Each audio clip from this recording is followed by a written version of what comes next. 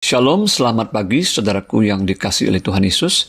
Pagi ini kita bersama-sama akan merenungkan satu bagian firman Tuhan dengan judul Kunci Mengalami Penyertaan Kasih dan Damai Sejahtera Ilahi.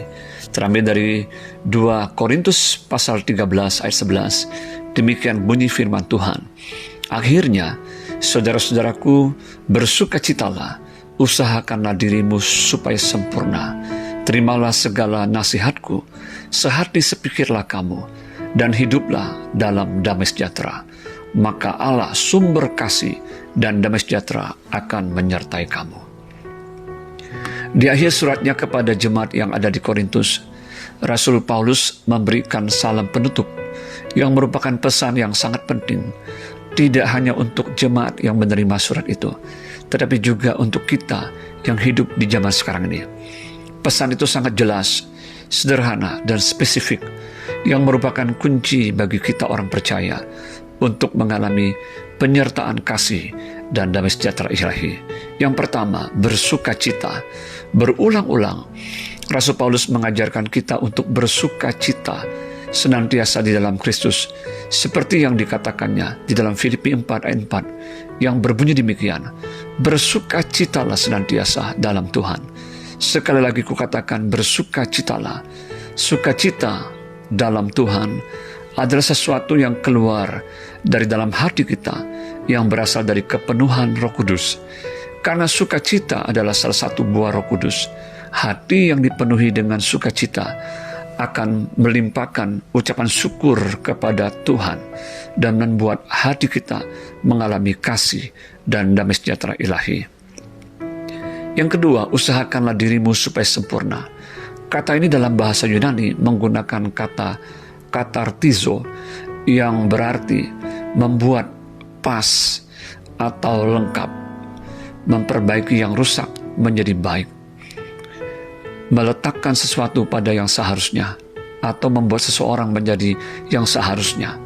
Artinya setiap kita seharusnya menata hidup kita seperti apa yang Tuhan kehendaki, bukan seperti apa yang kita kehendaki. Kehidupan kita yang rusak atau tidak baik harus diperbaiki agar menjadi pas, seperti maksud dari tujuan kita diciptakan Allah. Dengan demikian seluruh hidup kita ditujukan untuk hormat kemuliaan namanya. Apapun yang kita perbuat seharusnya dilakukan untuk memuliakan nama Tuhan dan menyenangkan hati Tuhan. Tuhan Yesus menyerukan demikian. Karena itu haruslah kamu sempurna, sama seperti Bapamu yang di surga adalah sempurna. Matius 5 ayat 48. Bila hidup kita sejalan dengan apa yang Tuhan mau, maka kita akan mengalami kepenuhan, penyertaan kasih dan damai sejahtera ilahi. Yang ketiga, menerima nasihat dengan baik. Orang yang mau dibentuk dan menjadi pribadi yang lebih baik harus siap dan bersedia untuk menerima nasihat firman Tuhan maupun nasihat dari orang-orang yang Tuhan percayakan untuk hadir di dalam hidup kita. Ketika kita mengabaikan nasihat firman Tuhan dan merasa diri selalu benar, maka sesungguhnya kita sedang menolak untuk dibentuk dan diproses oleh Tuhan. Berarti masih ada kesombongan terselubung di dalam diri kita. Orang yang siap dan bersedia dinasihati firman Tuhan dan mau diubahkan oleh firman, maka ia mengalami penyertaan kasih dan damai sejahtera ilahi. Yang keempat, sehati sepikir. Menjaga kesatuan di dalam tubuh Kristus, di rumah tangga ataupun dalam sebuah tim adalah satu hal yang sangat penting. Kesehatian akan membuat hubungan kita dengan sesama atau orang lain menjadi lebih indah. Setiap kita seharusnya dipenuhi dengan hati dan perasaan seperti yang dimiliki oleh Kristus. Filipi 2 ayat yang kelima. Bila kita dipenuhi dengan pikiran dan perasaan Kristus, maka kita tidak hanya memperhatikan kepentingan diri sendiri, tetapi juga kepentingan orang lain. Bila kita hidup sehati sepikir bersama orang percaya lainnya, maka kita akan mengalami penyertaan kasih dan damai sejahtera Kristus.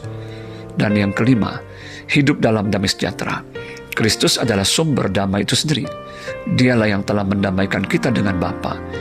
Yesus berkata demikian, damai sejahtera ku tinggalkan bagimu, damai sejahtera ku berikan kepadamu, dan apa yang kuberikan tidak seperti yang diberikan oleh dunia kepadamu. Janganlah gelisah dan gentar hatimu. Yohanes 14 ayat yang ke-27. Bila kita telah menerima damai sejahtera Kristus, maka kita harus menjadi pembawa damai di dalam dunia ini. Dia berkata, berbahagialah orang yang membawa damai, karena mereka akan disebut anak-anak Allah. Mari kita wujudkan damai itu, dimulai berdamai dengan diri kita sendiri, damai di rumah tangga kita, damai di tengah jemaat, damai di tengah masyarakat, dan damai dimanapun kita berada. Percayalah, kita akan mengalami penyertaan kasih dan damai sejahteranya di dalam hidup kita penuh melimpah. Selamat pagi, selamat beraktivitas. Tuhan Yesus memberkati. Shalom.